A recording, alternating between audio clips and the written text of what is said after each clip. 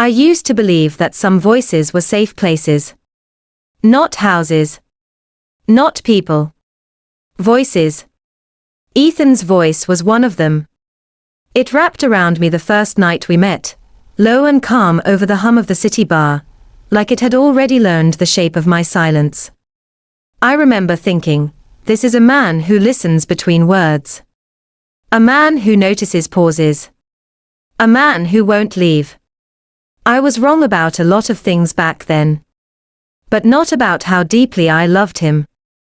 We met on a Thursday night in late October, the kind of night where the city feels closer than usual, steam rising from subway grates, taxis hissing past like they know secrets. I had gone out with my co-worker Lena to celebrate her promotion. I almost cancelled. I was tired. My mother had called earlier, her voice sharp with worry, reminding me that I was running out of time to build a life that looked respectable. Marriage. Stability. Children. The Holy Trinity. I went anyway.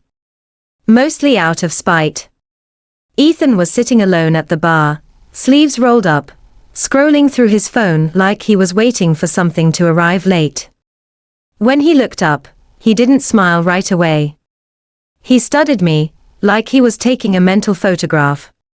"You look like someone who didn't want to come out tonight," he said. I laughed. I didn't. Me neither. That honesty hooked me. No performance. No charm offensive. Just two tired people admitting they'd rather be somewhere else, and choosing, strangely, to be right there. We talked for 3 hours. About work, about how the city makes you feel invisible and exposed at the same time. About loss. He told me his father died when he was 19. I told him about my parents' endless war disguised as marriage. He didn't flinch when I mentioned therapy. He didn't make jokes when I talked about anxiety. He leaned in, elbows on the bar, like my words mattered. When he walked me to my train, he didn't kiss me. He just said, "I'd like to see you again." Properly. That word, properly, lodged itself inside me. We became something slowly. Coffee dates that turned into long walks. Texts that arrived exactly when my mind started spiraling. Sundays spent doing nothing but cooking and listening to old records in his apartment. He lived alone, or so he said, in a clean one-bedroom with neutral walls and no photos except a framed skyline by the window. "I move around a lot," he explained when I asked. "Hard to put roots down." I understood that feeling too well. 3 months in, he told me he loved me. Not during sex. Not during a fight. We were brushing our teeth, standing shoulder to shoulder, mint foam in our mouths. He looked at me through the mirror and said it like a fact, not a question. "I love you." I froze. Toothbrush hovering mid-air. I'd been loved before, but never like that, so certain, so steady. "I love you too," I said, and meant it with my whole chest. From that moment on, he talked about us like we were inevitable. He called me his future. He said things like, "When we have kids, and when we buy a place, and I want to grow old with you." He promised me forever in 1,000 small ways, by showing up, by remembering details, by holding my hand in crowded streets like he was afraid to lose me. My family was skeptical. My mother especially. "He seems too perfect," she said over the phone one night. "Men like that are hiding something." I defended him fiercely. Told her she was projecting her own disappointments onto my happiness. Told her she didn't know him like I did. I believed that. Then there were the weekends he disappeared. Not completely. He always explained. Always had reasons. Work trips. A sick aunt. A project deadline in another city, always vaguely described. He never took me with him, but he never acted suspicious either. He'd call, text, send photos of hotel rooms and train stations. Just a few more months, he said once, brushing my hair back from my face. Then things will slow down. I didn't know what things meant, but I nodded anyway. The inciting moment didn't come like a thunderclap. It crept in quietly, disguised as coincidence. It was a Tuesday afternoon when Lena asked me to cover her shift at work. I was walking through downtown, cutting through a side street I never used, when I saw him. Ethan. Across the street. Laughing. My first instinct was relief. He's here. He hadn't mentioned being back in the city until the weekend. I started to wave. Then I saw her. She stood close, too close. Her hand rested on his arm with the casual intimacy of practice, not introduction. He leaned down to say something into her ear, and she laughed, tilting her head back in a way that made my stomach drop. I told myself there was an explanation. There always is, until there isn't. They crossed the street together, fingers brushing. Then locking. I stood frozen on the sidewalk, my heart pounding so loudly I was sure someone could hear it. Ethan looked up. Our eyes met. The color drained from his face. He didn't let go of her hand. Not right away. And in that suspended second, traffic roaring, my breath trapped somewhere between denial and terror, I realized something fundamental had cracked open. Because the look on his face wasn't confusion. It was fear. And the woman beside him looked at me like she already knew exactly who I was. I don't remember crossing the street. I remember the sound of my own name in Ethan's voice, sharp, strangled, like he was trying to grab it back before it reached me. Wait. The woman beside him turned her head slowly, her eyes moving over my face with an unsettling calm. She didn't look surprised. She looked, assessing. Like she was placing me into a story she'd already been told. This is, Ethan started, then stopped. His hand finally slipped from hers. The absence of it felt louder than the traffic. I found my voice somewhere deep in my chest. Hi. The word felt ridiculous, floating there between us like a social nicety that didn't belong in a moment this raw. Hi, she replied. Her voice was steady. Warm, even. You must be. Can we talk? Ethan cut in quickly, eyes darting between us. Please. I looked at her. She looked back at me. There was a flicker of something, curiosity, maybe irritation, but no confusion. She knew him. That much was undeniable. I'm just going to grab a coffee, she said, glancing at Ethan. I'll be right there. She nodded toward a cafe on the corner, then to me. Nice to meet you. Nice. She walked away without looking back. The silence she left behind was heavy, pressing against my ribs. Who is she? I asked. Ethan ran a hand through his hair, the way he always did when he was overwhelmed. A colleague. I laughed. It came out sharp, brittle. You don't hold your colleagues' hands. She's going through a hard time, he said. It's complicated. That word again. Is it? I stepped closer, lowering my voice.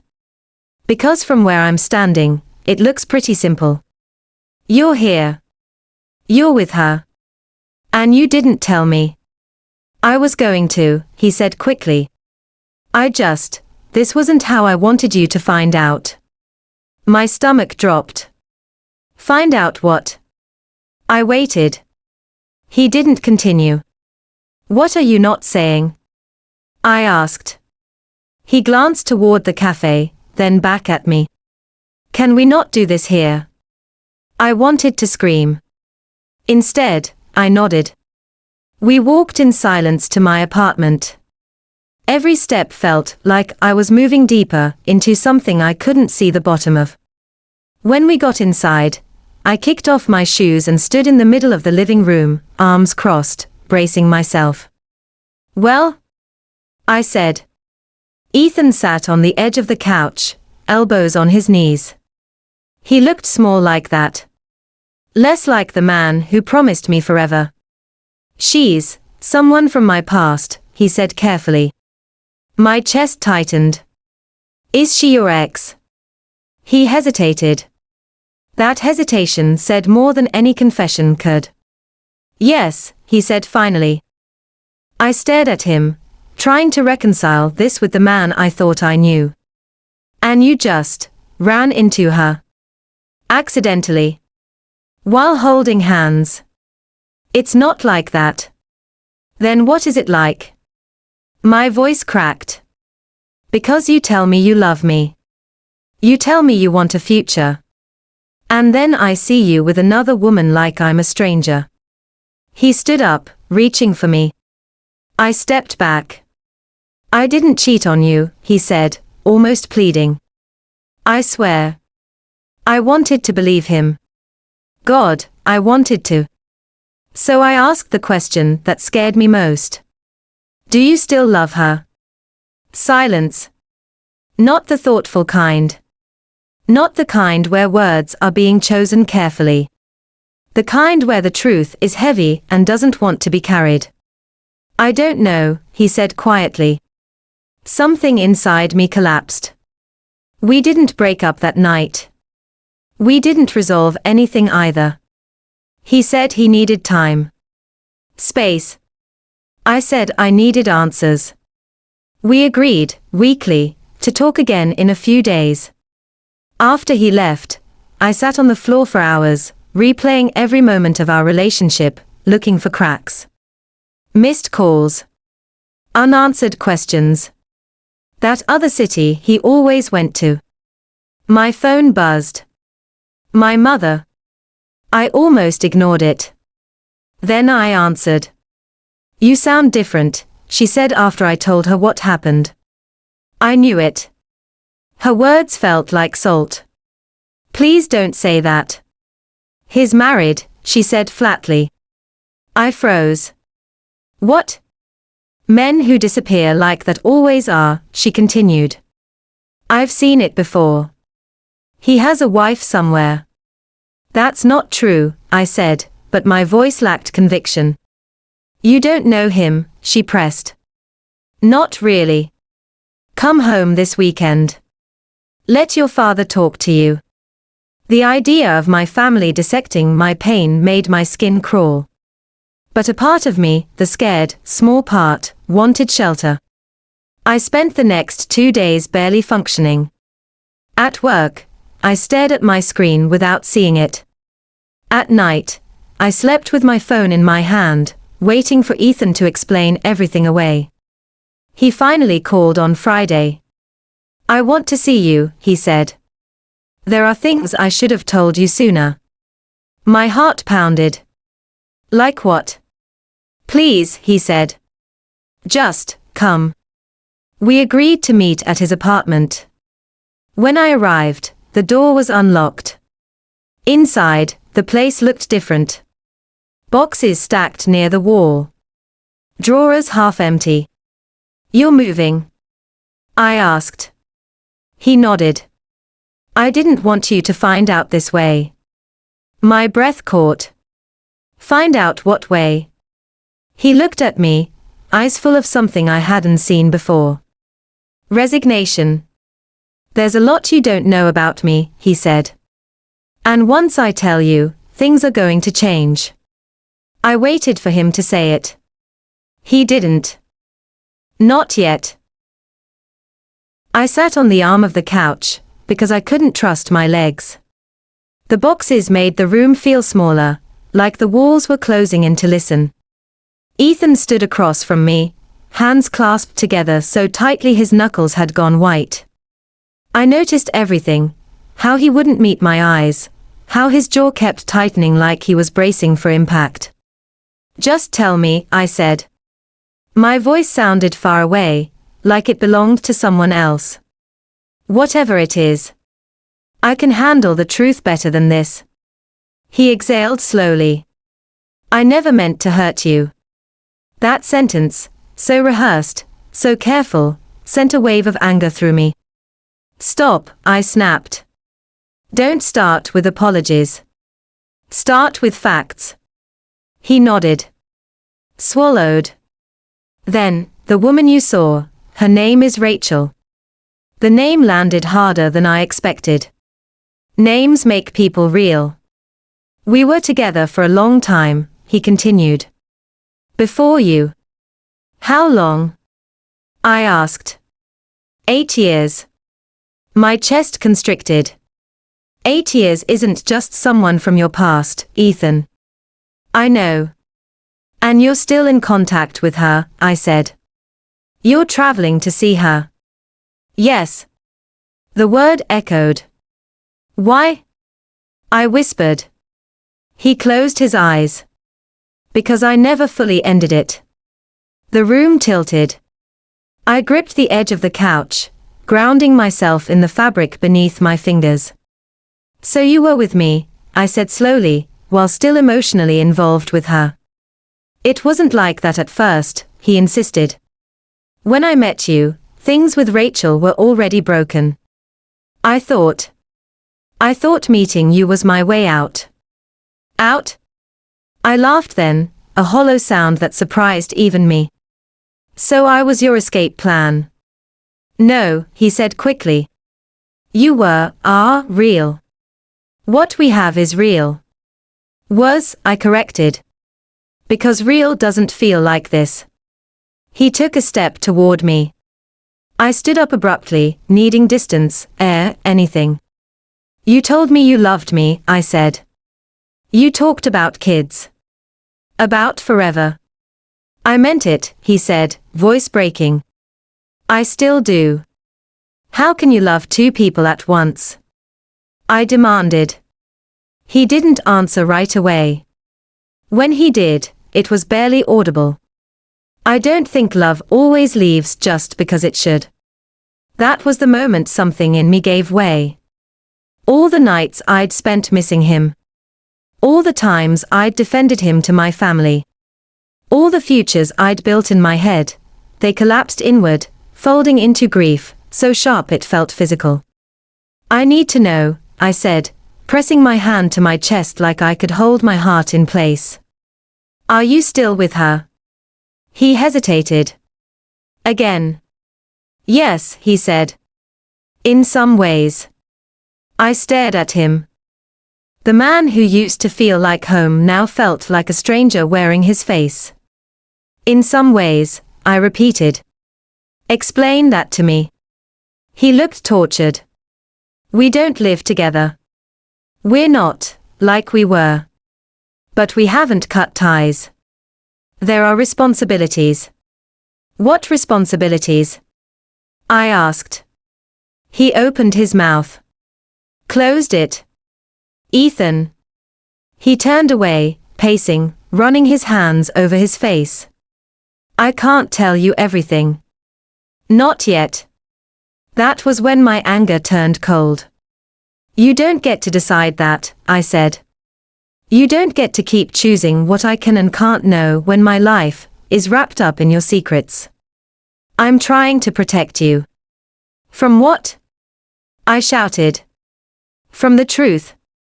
Silence. The worst kind. I grabbed my coat. I can't do this. Not tonight. Not while you're still hiding.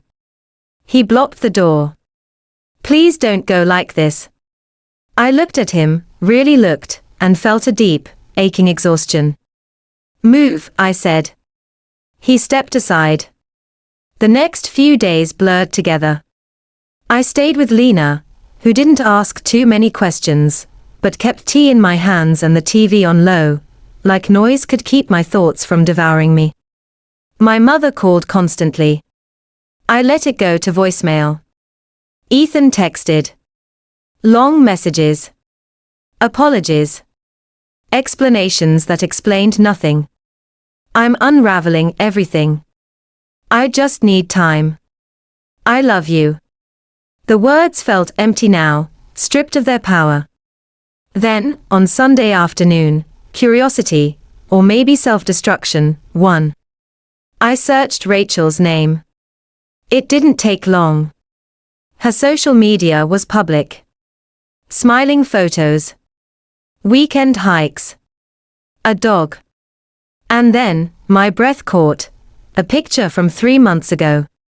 Rachel and Ethan, standing in front of a skyline I recognized from his framed photo. The caption read, "Another city, another year together." Together. My hands shook as I scrolled. There were comments from friends congratulating them. Heart emojis. Inside jokes. I felt sick. This wasn't unfinished business. This was a parallel life. I called him immediately. "You lied to me," I said when he answered. "About what?" "About everything," I said, my voice breaking. "You're still with her. Publicly. You've built a whole world with her while promising me forever." He was quiet for a long time. "I didn't know how to leave," he said finally. "And I was just, what?" I asked. "A fantasy?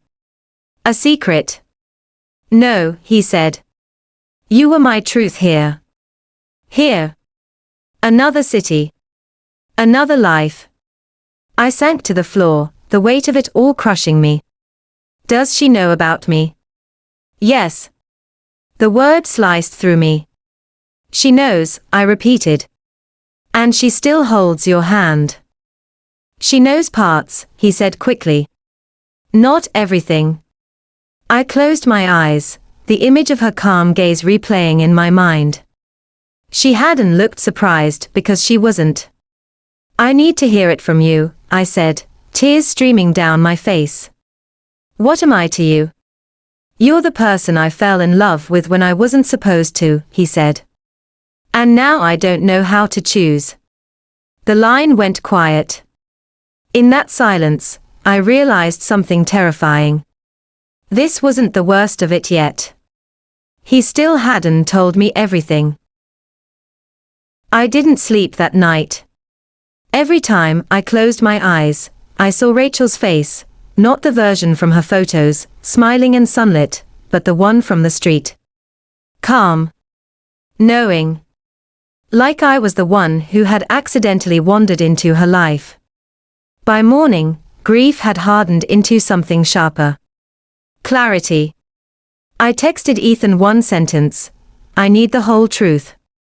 Today." He replied almost immediately. "Okay. Come to the apartment.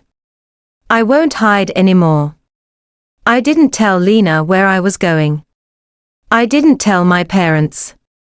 This wasn't something I could share yet, not until I knew which version of my life I was walking back into. Or out of. The city felt indifferent as I traveled across it. People laughed on sidewalks. Couples argued softly over coffee. Somewhere, someone was planning a future that wouldn't implode by nightfall. When I got to Ethan's building, I noticed something I hadn't before: his name wasn't on the mailbox. The apartment door was open when I arrived. Inside, the boxes were gone. The place looked staged. Too clean. Too empty. The skyline photo was missing from the wall. "Ethan," I called. He emerged from the bedroom, eyes rimmed red, holding something in his hands. A folder. "You're here," he said, like he hadn't been sure I would come. "I said I would," I replied. "Start talking." He nodded and gestured for me to sit. I didn't. He sat instead, shoulders slumped, like the weight of what he was about to say had finally reached his spine. "There's no good way to do this," he said. "Just do it," I said. "I already know you have another life. What else could possibly be worse?" He opened the folder. Inside were documents. Official looking. Neatly organized.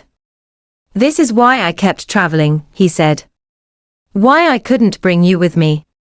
Why I couldn't post photos. Why I couldn't fully commit. I stared at the papers, my heart pounding. Those look like marriage records, he finished. The word sucked the air out of the room. I felt myself sway, then sit without remembering the movement. You're married, I said. Yes. The room went eerily quiet, like the city had paused to listen. To Rachel? I asked, even though I already knew the answer. Yes. The confession didn't come with drama. No tears. Just a flat, devastating truth. How long? I whispered. 6 years. 6 years. I thought of every promise. Every someday. Every time he said he couldn't wait to build a life with me. Does she know about me? I asked, my voice barely holding together. Yes, he said again. She knows I fell in love with you. A strange, hollow laugh escaped me. So you betrayed us both. I never meant for it to go this far, he said. I was supposed to leave her before you and I became serious. But you didn't, I said. No. Why? My hands clenched in my lap. Why stay married if you were already gone? He looked down at the folder. Because leaving isn't just about love. I waited. She can't have children, he said quietly. The sentence landed with unexpected force. She found out 3 years ago. It broke her. She spiraled, depression, hospital stays. I stayed because she needed me. I swallowed hard, a knot forming in my chest that felt dangerously close to empathy, and I hated it. So you stayed out of obligation, I said. Yes. And you came to me for love, I said. He nodded. I stood up abruptly, the anger finally tearing through the numbness. You don't get to fracture people like this and call it obligation. I know, he said, tears finally spilling. I know I've been selfish. Selfish. I laughed bitterly. You let me build a future on a lie. I was going to choose, he said desperately. I just needed time. Time to do what? I shouted. Decide which woman gets the truth, and which one gets the scraps. He flinched. I told Rachel I was ending it, he said. That's why she was here. That's why you saw us. My heart skipped. Ending what? Our marriage, he said. The room spun. You told your wife you were leaving her, I said slowly, before you told me she existed. Yes. And did you?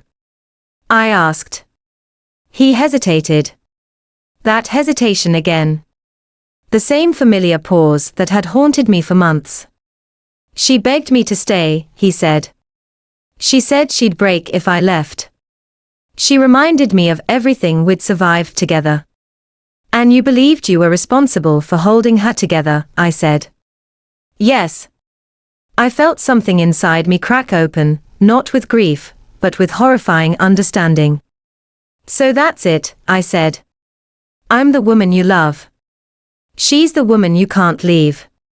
I never wanted to choose between you, he whispered. But you did, I said. Every day. You chose yourself. He covered his face with his hands. What do you want me to do? The audacity of the question stunned me. Before I could answer, there was a knock at the door. Sharp. Certain. Ethan froze. My pulse roared in my ears. Are you expecting someone? I asked. He stood slowly, eyes wide with something like dread. No. The knock came again. I knew who it was before he opened the door. Rachel stood there, eyes red, jaw set, her calm finally cracked. I told you I needed to talk, she said, then looked past him. At me. Her gaze held mine, steady and unflinching. So, she said quietly. You're the woman my husband says he loves. The word husband echoed like a gunshot. Ethan turned between us, trapped. And in that moment, I realized the confrontation I thought I was having was only just beginning. The room felt too small for the three of us. Rachel stepped inside without waiting for an invitation, her presence controlled but trembling at the edges, like a glass held just before it shatters. She closed the door behind her with deliberate care. That sound, the soft click of it, felt final in a way nothing else had yet. Ethan stood between us, useless. Silent. I didn't sit. I couldn't. My legs locked, every muscle braced as if impact were inevitable. So, Rachel said again, her voice tight but composed. You're real. I hated that those were the words she chose. As if I'd been a rumor. A theory. Something she could disprove if she stared hard enough. Yes, I said. My voice surprised me by how steady it sounded. I'm real. Her eyes flicked over me, my coat, my clenched hands, my face swollen from crying I hadn't finished yet. I wondered what she saw. A threat? A mistake? A mirror? How long? She asked, not looking at Ethan. I answered before he could. A year. She inhaled sharply, the breath catching in her chest like it hurt. A year, she repeated. Then she laughed, a thin, brittle sound. You said 6 months. Ethan winced. Rachel. Don't, she snapped, finally turning on him. Don't speak. He obeyed. That told me more about their marriage than any document ever could. Rachel turned back to me. Did you know he was married? No, I said immediately. I found out today. Her shoulders sagged just a fraction, like that mattered. Like it gave her somewhere to place the blame without it circling back to herself. He told me he loved you, she said quietly. It wasn't a question. Yes. And you believed him? Yes. We stood there, two women bound together by the same man's lies, studying each other like survivors from different sides of the same disaster. He said he was leaving, she said finally, her voice cracking now despite her effort.